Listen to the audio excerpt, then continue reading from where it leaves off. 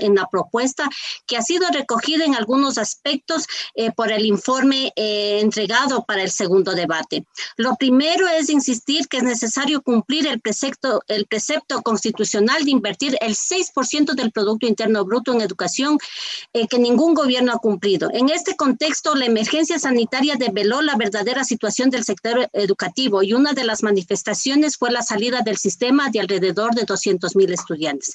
En enero del 2020, la Comisión de Educación declaró en emergencia el sistema educativo, pues 1.300.000 jóvenes ni estudian ni trabajan y un alto porcentaje de aquellos que acceden a los estudios superiores le apuestan a las carreras tradicionales, demostrando que es necesario cambiar el bachillerato general unificado por el bachillerato en ciencias, técnico, productivo, en artes, cultura y patrimonio. Además, la recuperación del componente vocacional que fue eliminado en el anterior gobierno. Se debe garantizar la conectividad gratuita en todos los establecimientos de educación pública.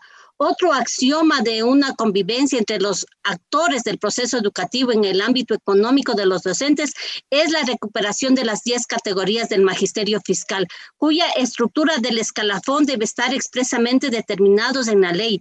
También destacamos la recategorización automática, avanzar en el proceso de equiparación salarial de la remuneración del magisterio con la escala salarial del sector público establecida en la LOCEP.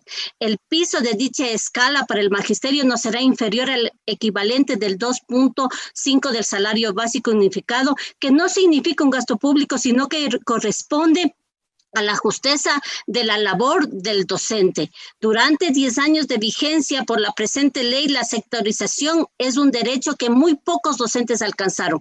No es posible que este derecho se convierta en una suerte. Por ello es necesario la reforma para que se ejecute el traslado de su lugar de trabajo según el caso requiera, así como el intercambio voluntario de puestos entre maestros. El sistema educativo tiene un déficit de 70,000 docentes según estudios realizados por la Universidad Nacional de Educación. Por lo tanto, es necesario que se reincorpore al sistema educativo a los docentes que fueron despedidos o desvinculados durante el estado de excepción decretado por el gobierno nacional, justamente por la emergencia sanitaria del COVID-19. La afiliación al Instituto Ecuatoriano de Seguridad Social de los docentes comunitarios tiene que ser una realidad, pues desde hace 15 años el Ministerio de Educación no ha cumplido con este derecho. Es necesario eliminar la precarización laboral. Cada año se debe realizar una convocatoria de los concursos de méritos y oposición. Debe tener fecha de inicio y de finalización. La tarea de protección de los derechos de nuestros estudiantes está bien concebida en este informe, pero, sin embargo, se le atribuye al DESE la competencia de vigilar, controlar y evaluar a los docentes de manera permanente, actividades que son propias de las autoridades institucionales en lo que se refiere al control de los maestros y esta evaluación es facultad del INEVAL y del DESE. Esto puede generar permanentes conflictos entre los docentes.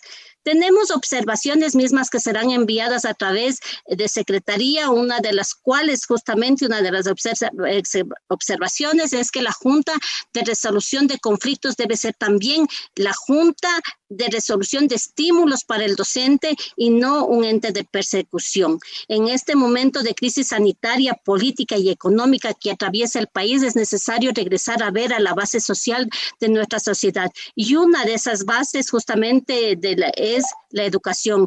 Por ello, realizar las reformas de la Ley Orgánica de Educación Intercultural Bilingüe para garantizar que la educación no sea un privilegio, sino un derecho de todos, debe ser y es nuestra prioridad. La Asamblea Nacional tiene la oportunidad histórica de reivindicarse con el pueblo ecuatoriano y aprobar estas reformas a la LOI en una época que la palabra no se cumple, así sea con la mirada de la opinión pública, con una corrupción que corroe las entrañas de nuestra sociedad y en medio de una pandemia que es mortal, como lo es las causas de nuestra sociedad injusta. Les invito, señores y señoras asambleístas, de estar a la altura de estas circunstancias y colaborar con el desarrollo de nuestro país. Una de las propuestas de la Unión Nacional de Educadores es justamente la nueva escuela que debe ser integrada la solidaridad, la libertad, el patriotismo y sobre todo el combate a la corrupción. Estas son lo que hemos presentado a la Asamblea Nacional, lo que se ha recogido de la ley y las diferentes observaciones. Muchísimas gracias. Escuchábamos a Isabel Vargas, presidenta de la Unión Nacional de Educadores del Ecuador, UNE.